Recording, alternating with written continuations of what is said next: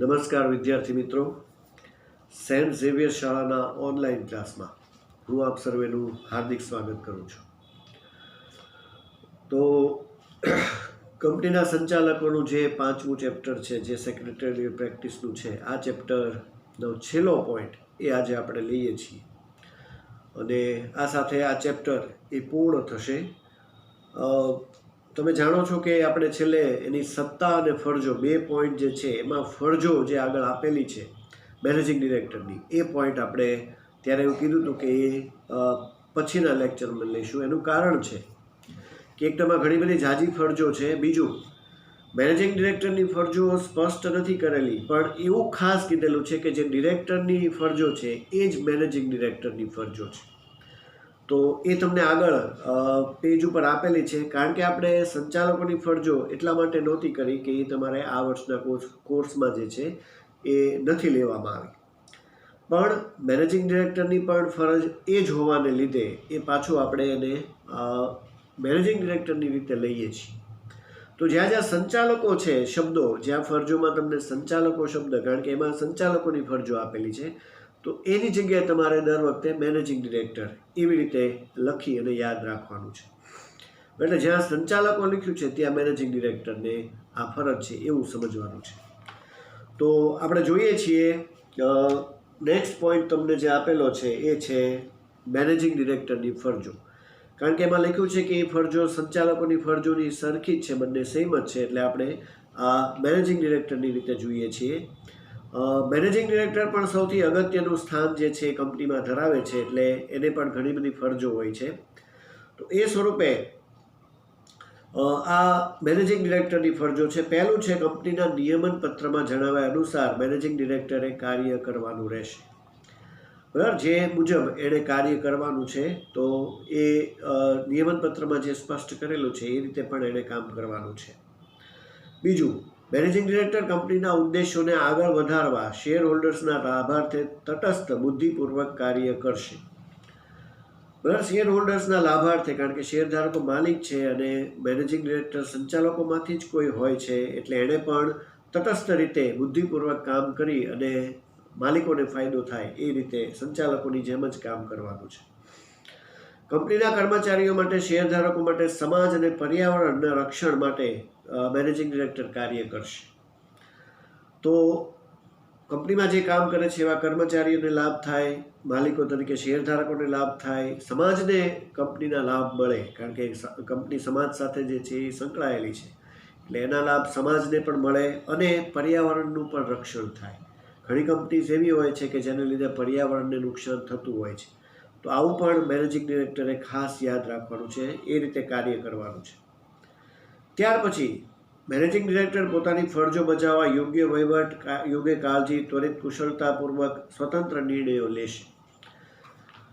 બરાબર, અને નિર્ણય લેવાની પણ આમે આધીન છે એવું આપણે એની સત્તામાં તો કીધું જ છે. છતાં પણ કંપનીમાં એ રોજે રોજ આવતો હોવાથી અમુક બાબતમાં એણે કાળજી રાખી ત્વરિત કુશળતાપૂર્વક અને યોગ્ય વહીવટી નિર્ણય લેવાના છે, જેથી કંપની પ્રગતિ કરી શકે, કંપની આગળ વધી શકે.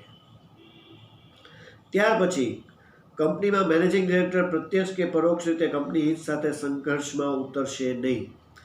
આમ તો આમાં આ તમને ખ્યાલ છે કે સંચાલકોની ફરજો છે, પણ અને મેનેજિંગ ડિરેક્ટરની ફરજની રીતે પણ આપણે ગણવાની છે. તો એ બાબતે કે કંપનીના હિત હોય ત્યારે સંઘર્ષમાં ઉતરશે નહીં.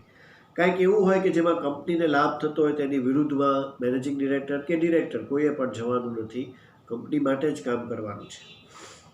ત્યાર પછી મેનેજિંગ ડિરેક્ટર સંચાલક મંડળની બધી સભાઓમાં હાજર રહેવાની ફરજ છે. જો ન રહી શકે તો અગાઉથી જાણ કરવાની રહેશે. બરાબર, તો આ બાબતે સંચાલકોની આ ફરજ આપેલી છે, પણ મેનેજિંગ ડિરેક્ટરે પણ હાજર રહેવાનું હોય છે, કારણ કે સંચાલકોમાંથી જ કોઈ હોય છે, એટલે એની પણ એ ફરજ છે કે સભામાં હાજર રહે.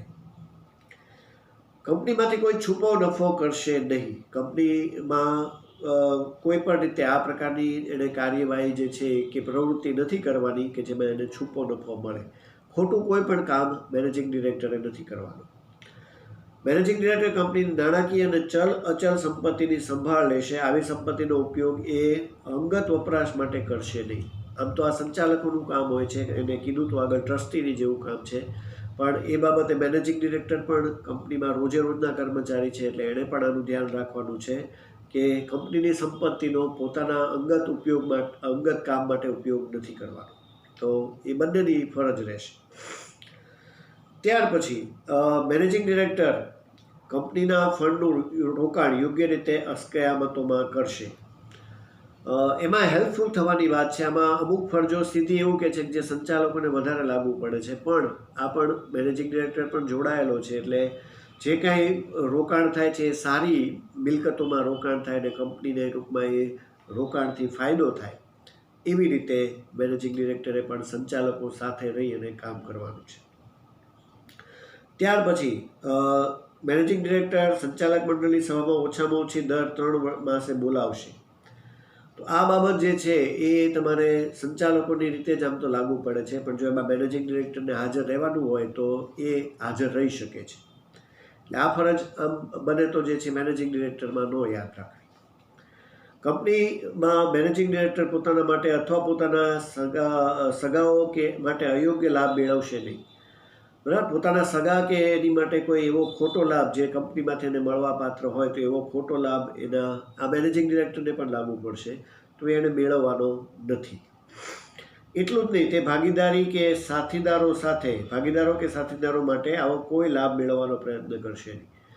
બરાબર, પોતાના ભાગીદારો કે કોઈ સાથીદારો છે એના લાભ માટે પણ કંપનીને જે છે નુકસાન જાય એવી કોઈ પ્રવૃત્તિ નહીં કરે. જો યોગ્ય લાભ મેળવવામાં દોષિત ઠરશે તો બમણી રકમ કંપનીને ચૂકવવા માટે જવાબદાર બનશે. આમ તો સંચાલકોને લાગુ પડે છે, પણ આપણે એની રીતે પણ જોવાનું છે કે મેનેજિંગ ડિરેક્ટરને પણ આ ફરજ જ છે આની, કે જો એણે એવો લાભ કોઈ પોતાના સગા સંબંધી માટે કે એવા સાથીદારોને આપ્યો તો એ લોકોને જેટલો લાભ થયો છે એની કરતાં બમણી રકમ એટલે કે ડબલ રકમ એણે કંપનીને પાછી આપવી પડશે અને એ જવાબદાર બનશે. બરાબર, તો આવું કોઈ પણ કામ એ મેનેજિંગ ડિરેક્ટરે પણ નથી કરવાનું. ત્યાર પછી મેનેજિંગ ડિરેક્ટર પોતાનો હોદ્દો કોઈને સોંપશે નહીં. જો આવી સોંપણી કરશે તો તે વ્યર્થ બનશે. બરાબર, એણે પોતાનું કામ પોતે જ કરવાનું છે. કોઈ અન્ય ઉપર પોતાના કામની જવાબદારી નાખી દેશે તો એ બધું કામ જે છે એ વ્યર્થ જશે, એ કામ માન્ય ગણાશે નહીં. એટલે આવું કામ નથી કરવાનું. ત્યાર પછી જો કંપનીના મેનેજિંગ ડિરેક્ટર આ કલમની જોગવાઈનો ભંગ કરે તો ઓછામાં ઓછા ₹1 લાખ અને વધુમાં વધુ 5 લાખ સુધીનો દંડ જે છે એ દંડને પાત્ર બનશે.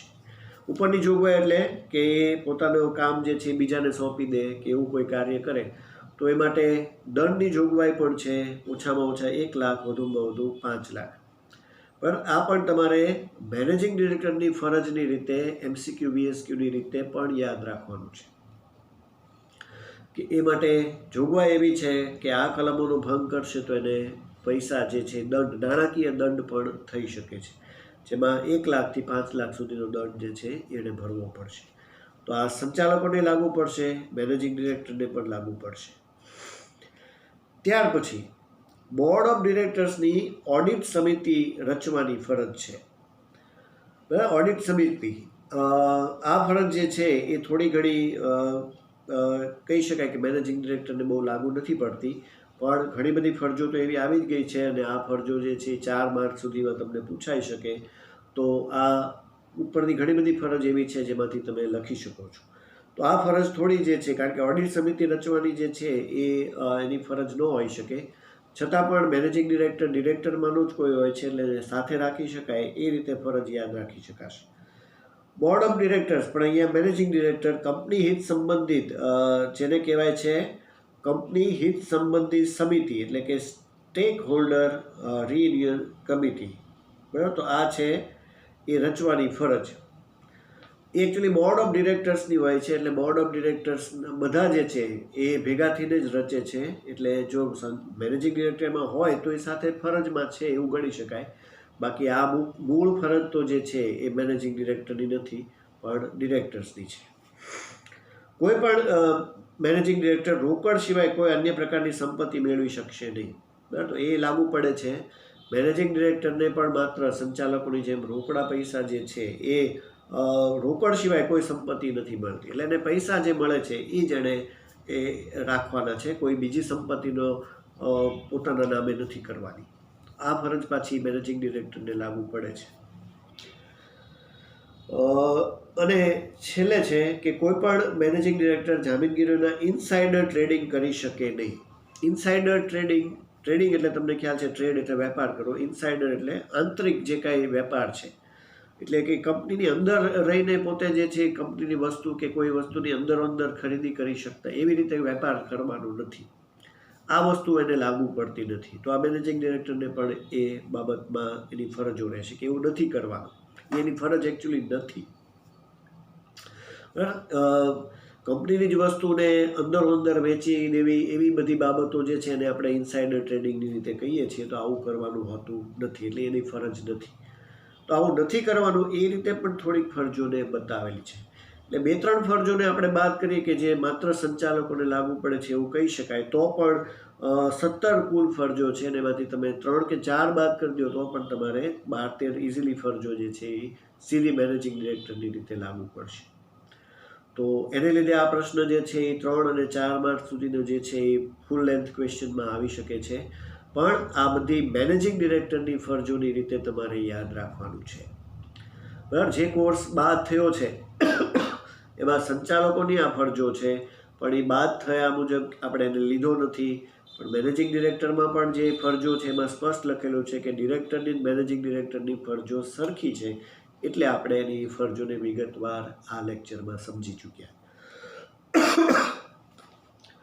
બરાબર, તો આખો મેનેજિંગ ડિરેક્ટરનો પોઈન્ટ અને એનો જે તફાવતનો પોઈન્ટ છે જે પણ આપણે અગાઉ સમજી ચૂક્યા, ડિરેક્ટર અને મેનેજિંગ ડિરેક્ટરનો તફાવત, એ બંને પોઈન્ટમાં કોઈ મેન્શન નથી કરેલું કે એ કાઢી નાખ્યો છે કે ઇન્ક્લુડ કરેલો છે. એટલે આપણે એને આમાં કોર્સમાં અત્યારે સામેલ ગણી અને આ પોઈન્ટને સમજ્યા છીએ. આખી બાબતો મેનેજિંગ ડિરેક્ટર વિગતવાર સમજવાનું છે હતું, કારણ કે એમાં આગળ જે એને પ્રકારો આપ્યા એમાં તો બહુ ઓછી વિગત હતી, અહીંયા વિગતવાર માહિતી આપેલી છે. તો આ સાથે જે મહત્ત્વની બધી બાબતો જે ઇન્ક્લુડ છે અને જે ડિડક્ટ છે એ સાથે આ ખૂબ મહત્ત્વનું ચેપ્ટર છે. કદાચ આ પોઈન્ટ બાદ ન થયા હોત બોર્ડમાં તો આમાં ઘણી બધી જે છે જે વિગતવાર માહિતી આપણે સમજવાની રહી જાય એટલે હોત. પણ કારણ કે જે બાદ છે એને નથી લીધું એટલા માટે આજે આ ચેપ્ટર પણ જે છે એ અહીંયા સંપૂર્ણ થાય છે. મેનેજિંગ ડિરેક્ટરની ફરજો સાથે જે કાંઈ મુદ્દા સમજાવવાના હતા એ બધા અહીંયા પૂર્ણ થયા છે. સેક્રેટરીયલ પ્રેક્ટિસનું આ 5મું ચેપ્ટર એ આજે આપણે સંપૂર્ણ જાહેર કરીએ છીએ. તો જ્યારે આપણે દર વખતે એક પદ્ધતિ જેવું થઈ ગયું છે, એક પરંપરા જેવું થઈ ગયું છે કે જે ચેપ્ટર પૂર્ણ થાય અને આપણે એનો સ્વાધ્યાય સોલ્વ કરીએ છીએ અને એમાં માત્ર MCQ જોઈએ છીએ.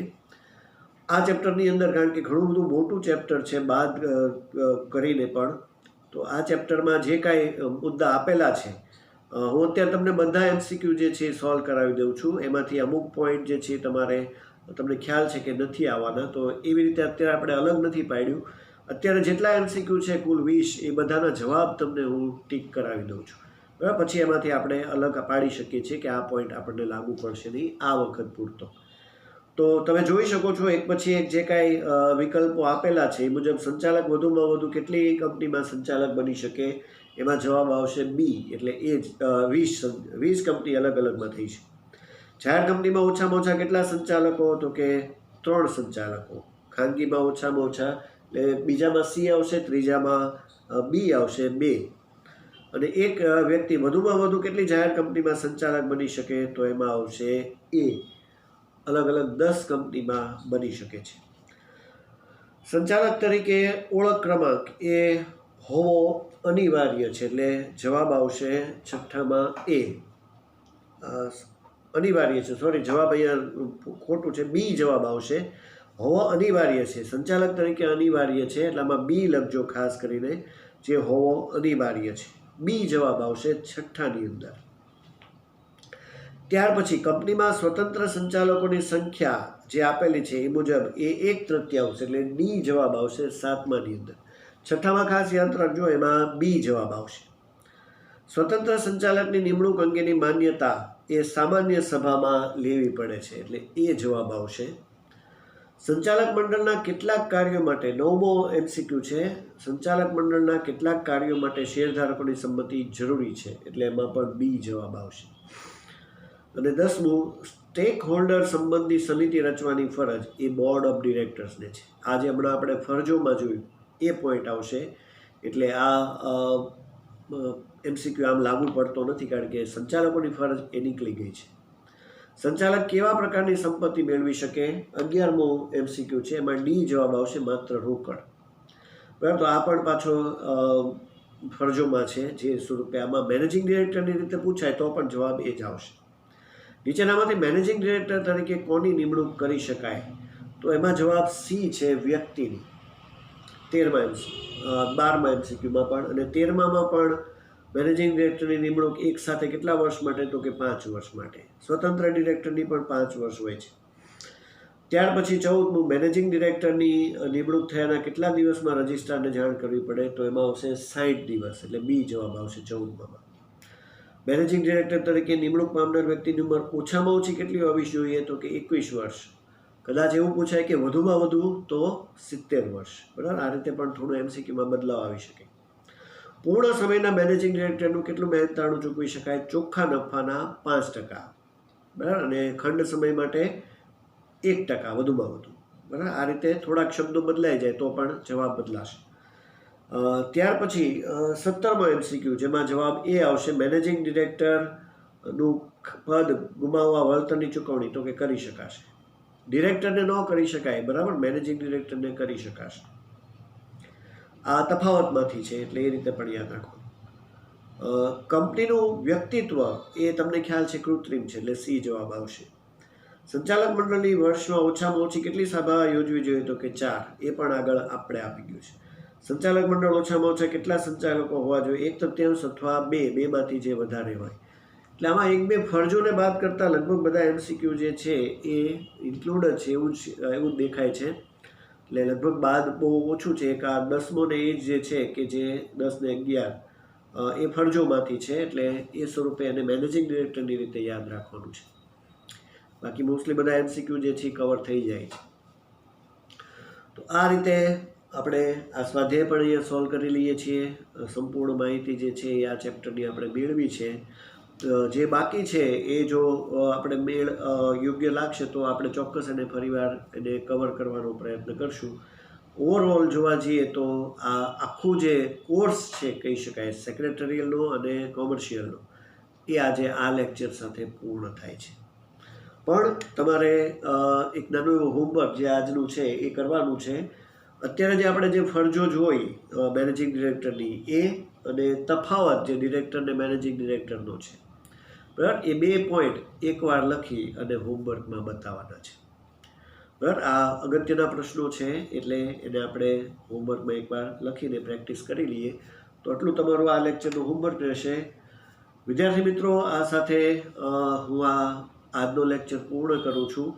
હવે આપણે જે કાંઈ બાકી છે એ માટે ડિફિકલ્ટી કે કોઈ એવી રીતે જે છે એ બાબતમાં મળશું, પણ ઓવરઓલ બધું જે છે એ અહીંયા પૂર્ણ થાય છે. તો સર્વે વિદ્યાર્થીઓને અભ્યાસક્રમમાં જે કાંઈ તકલીફ હોય એ માટે આપ ખાસ પૂછવાનું, પણ જે કાંઈ કરાયું છે એને પૂરું પાકું કરવાનું અને સરસ જે છે એ તૈયારી કરી અને પછી આપણે પેપર આપશું. તો ઓલ ધ બેસ્ટ વિદ્યાર્થી મિત્રો, અને ત્યાં સુધી સર્વેને નમસ્કાર.